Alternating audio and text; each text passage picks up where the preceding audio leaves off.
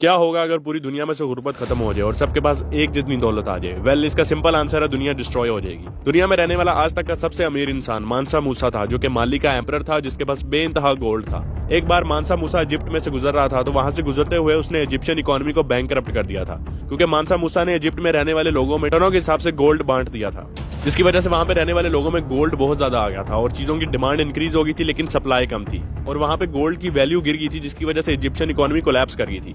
एक इकोनॉमी उस वक्त एग्जिस्ट करती है जब सिस्टम में रहने वाले लोगों में कैश फ्लो चल रहा होता है, अमीर से गरीब, गरीब से अमीर की तरफ पैसा फ्लो कर रहा होता है। इकोनॉमी वर्ड एक्चुअल में लैटिन के वर्ड इकोनॉमिया से निकला है, जिसका मतलब है स्टडी ऑफ लैक, यानी कि इकोनॉमी का मतलब है लैक यानी कमी। अगर सिस्टम में रहने वाले लोगों में किसी को भी पैसे की कमी नहीं होगी तो इकोनॉमी एग्जिस्ट नहीं करेगी।